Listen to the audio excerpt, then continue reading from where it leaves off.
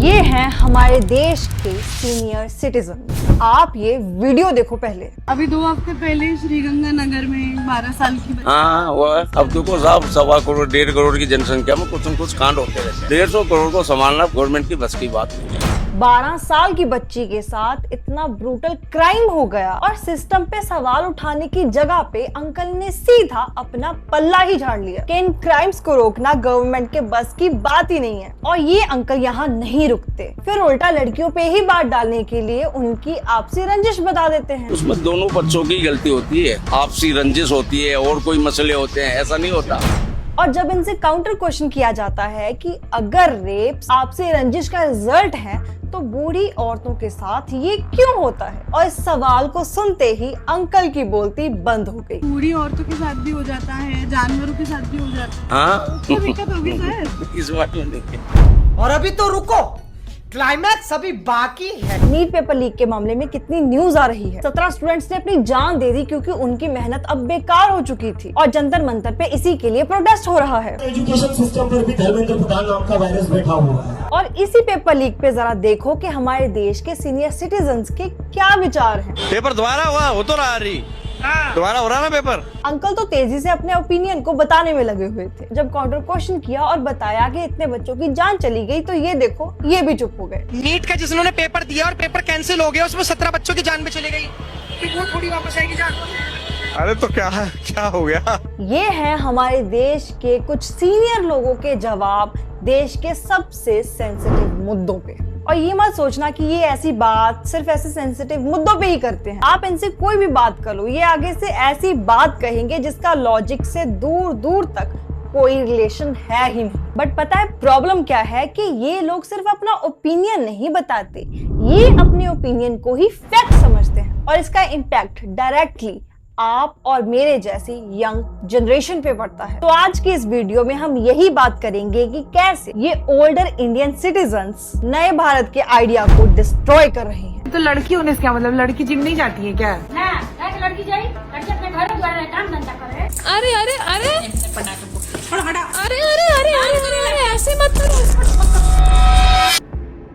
मैंने इस वीडियो को 4 हिस्सों में बांटा है, जिसमें से सबसे पहले हम जानेंगे कि ये न्यू इंडिया का आइडिया आखिर है क्या और हमें इसकी जरूरत क्यों है। दूसरा चैप्टर ये बताएगा कि कैसे ये ओल्डर इंडियन सिटीजन्स इस नए भारत के आइडिया को खराब कर रहे हैं और इनके ऐसा करने के पीछे आखिर रीजन क्या है। Chapter 3 what is the cost of it और कैसे हम इसे सही कर सकते हैं। And the fourth part is my personal favourite, mythbuster. What is the idea of New India? एक ऐसी नेशन जो फुली डेवलप्ड हो, जहाँ की इकोनॉमी ग्रो कर रही हो, जहाँ पे टेक्नोलॉजिकल इनोवेशंस हो रही हो, डिजिटल एम्पावरमेंट हो, जहाँ पे सस्टेनेबल इंफ्रास्ट्रक्चर हो, सिविलाइजेशनल वैल्यूज हो, मॉडर्नाइजेशन हो। पर इन सब चीजों की हमें क्यों जरूरत है, जरा ये भी जानते हैं। जब देश की इकोनॉमी ग्रो करेगी तो ईज ऑफ लाइफ भी बढ़ेगी।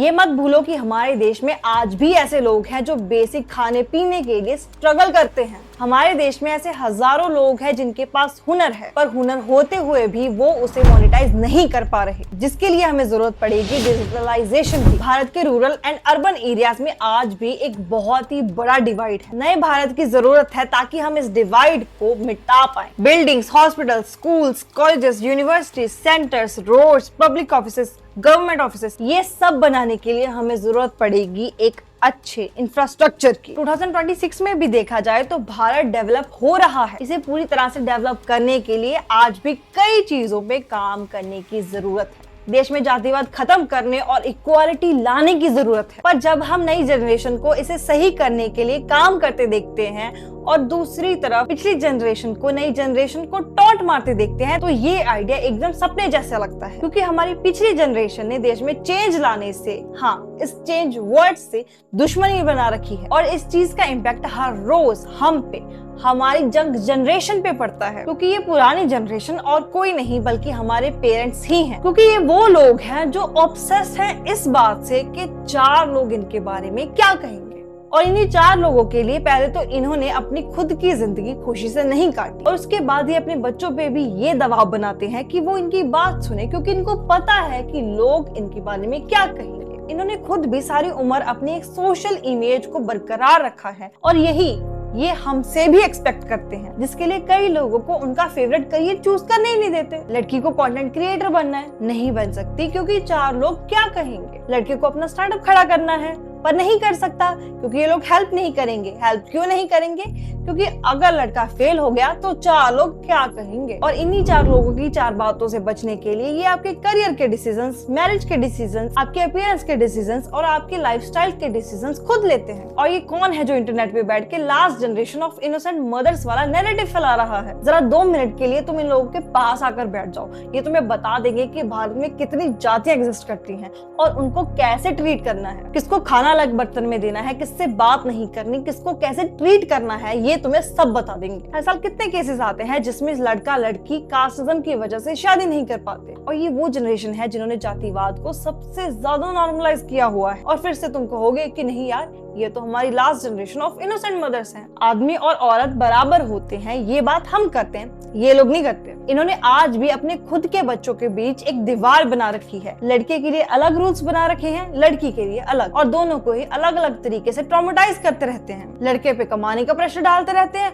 और लड़की पे शादी का। और हद तो तब हो जाती है जब ये पीरियड से रिलेटेड टैबूज को भी सच मानने लगते हैं। इंटरनेट पे हजारों वीडियोस होंगी जिसमें लोगों ने बताया है कि भाई क्यों औरतों को पीरियड्स के टाइम मंदिर में जाने नहीं दिया जाता था, क्योंकि उस टाइम मंदिर ऊंचे होते थे, घर से दूर होते थे, और एक औरत जिसके पीरियड्स चल रही हैं उसके पास इतनी ताकत नहीं है कि वो इतनी दूर चल के जा सके और वो अपने पीरियड्स के दौरान आराम कर सके, इसीलिए उसे घर के काम करने से मना किया जाता था। मैं आपको गारंटी देती हूँ, इस वीडियो को देखने के बाद अपनी मम्मी या किसी आंटी से जाके पूछना कि पीरियड्स के दौरान अचार को छू सकते हैं क्या, तुम्हें एक बहुत ही एक्सपेक्टेड जवाब मिलेगा कि नहीं, पीरियड्स के टाइम पे तुम अचार को छू नहीं सकती क्योंकि तुम्हारे छूने से वो अचार खराब हो जाएगा। और इतनी सारी बातें होने के बावजूद भी हमसे ये एक्सपेक्ट किया जाता है कि हम इनकी रिस्पेक्ट इसीलिए करें क्योंकि ये हमसे उम्र में बड़े हैं। और अगर आपने गलती से इनके आगे ये बोल दिया कि बड़ा होने से कोई सही नहीं हो जाता, तो फिर आप जानते हो कि आपका क्या होगा।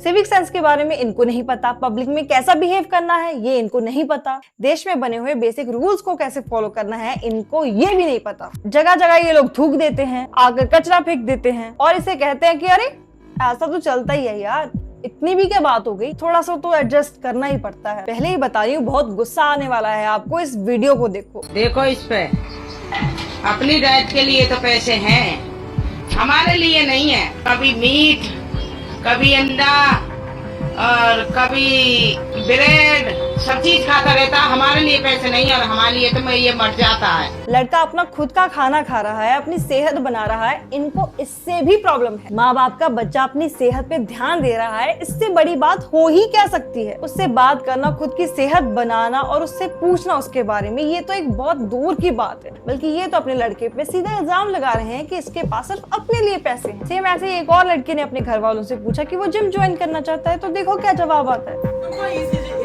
हाँ, मुझको इस एज में, तब किस एज पे ध्यान देना चाहिए? जब 50 साल का बुढ़ा हो जाऊं और हॉस्पिटल में पड़ा रहो तब? हाँ।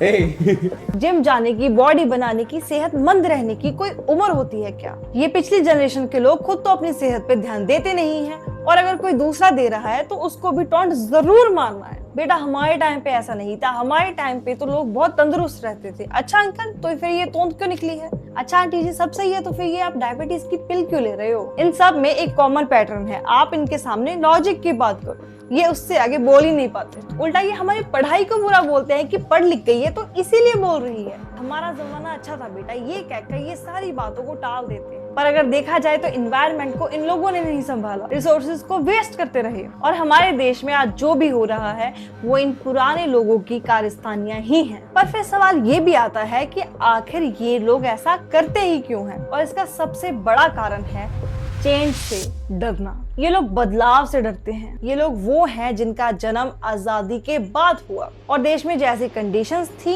इन्होंने अपना दिमाग उसी तरीके से विकसित कर लिया। इनको गवर्नमेंट जॉब सेफ लगी तो ये खुद भी वहां गए और अपने बच्चों को भी वहां जाने के लिए पुश कर रहे हैं। इनकी जिंदगी में जो जो चीजें इनके लिए सही बैठी ये अपने बच्चों के लिए भी वही कर रहे हैं और अपनी आगे वाली जनरेशन को भी वही दे रही हैं, बिना इस बात को समझे कि इनकी कई चीजों में लॉजिक नहीं है, इनकी कई चीजों, कई बातों की नई जनरेशन को जरूरत नहीं है, क्योंकि इनकी कई बातें, इनकी वैल्यूज नई जनरेशन को आगे ले जाने की जगह पीछे धकेल रही हैं। बट ये लोग इस बात को समझ नहीं पा रहे। तो इस चीज का सॉल्यूशन क्या हो सकता है? देखो, ये चीज जितनी प्रॉब्लमेटिक है, जितनी बड़ी है, इसका सॉल्यूशन उतना ही छोटा है। हालांकि आप पूरे समाज को एक दिन में सुधार नहीं सकते, पर आप एक शुरुआत कर सकते हो अपने खुद के घर से। अपने माँ बाप को अपने पास बिठाओ, उनसे बातें करो, और अगर उनकी बातें आपको प्रॉब्लमेटिक लगती हैं तो उनको समझाओ, फैक्ट्स दिखाओ, और वो चीजें क्यों गलत है इसका सॉलिड प्रूफ बताओ। हालांकि इनकी सोच में बदलाव एक दिन से नहीं आएगा, तो आपको हर रोज कुछ ना कुछ इनको सिखाना पड़ेगा। इनको हर रोज पेशेंस से बैठकर समझाना पड़ेगा। ऐसा नहीं है कि ये लोग बदल नहीं सकते, बस इनको बदलने वाले चाहिए। क्योंकि सच बात ये है कि इन लोगों को बदलने से डर लगता है। बस अगर एक बार इनका ये डर खत्म हो जाए तो ये खुद को भी बदलेंगे और ये समाज को भी बदलेंगे। Myth busting. बूढ़े लोग नए आइडियाज को नहीं समझते, ये बात सच है कि ये नहीं समझ पाते, बट अगर हम इनको समझाएं तो ये समझ भी लेंगे। अगर इनको चीजें सिखाई जाएं तो ये धीरे धीरे करके काफी अच्छी चीजें सीख सकते हैं। बस उसके लिए हमें पेशेंस होने की जरूरत है कि हम इन लोगों को एक्सप्लेन कर पाएं चीजों को। ये लोग जनरेशन में फिट नहीं होते, इसलिए इनको हेट किया जाना चाहिए। ऐसी कई सारी बातें हैं जो इनकी सही नहीं है, जैसे जातिवाद हो गया, 4 लोगों के बारे में सोचना हो गया, एनवायरनमेंट को ना देखना हो गया, सिविक सेंस को फॉलो ना करना हो गया। पर इसका मतलब ये नहीं है कि हम इनसे नफरत करना ही शुरू कर दें। नफरत कभी भी किसी चीज का हल नहीं होती, तो इनको प्यार से बैठकर समझाना पड़ेगा। क्योंकि ऐसा नहीं है कि ये लोग वर्थ इट नहीं है। ये वो जनरेशन है जिनके पास एक्सपीरियंस है एंड विजडम है, और ऐसी ताकत है जिससे ये हमारी नई जनरेशन की पाथ को पूरी तरह से क्लियर कर सकती है। और सारे बूढ़े लोग एक जैसे नहीं होते हैं, जिसकी सबसे बड़ी एग्जाम्पल है कुमार, जिसको आपने कुछ ऐसे एडेड में देखा होगा। My name is Kumar. इसे देखकर क्या लगता है कि आपके पेरेंट्स इनसे कम है? नहीं, वो इनसे कम नहीं है। बस जरूरत है उनको भी एक सही दिशा देने की और एक सही तरीके से शिक्षा देने की। तो मैं आपसे पूछती हूँ कि क्या आप तैयार हैं अपने पेरेंट्स को सुधारने के लिए, उनको नई पीढ़ी के बारे में नई चीजें सिखाने के लिए? तो आपका क्या प्लान है ये कमेंट में जरूर बताना। और मैंने एक वीडियो आपकी स्क्रीन पे लगा दी है जिसमें मैंने बताया है कि अफगानिस्तान में औरतों के राइट्स उनसे छीने जा रहे हैं, और ये बातें सच में बहुत ही ज्यादा ब्रूटल हैं। तो यहाँ पे क्लिक करके आप इस वीडियो को देख सकते हो।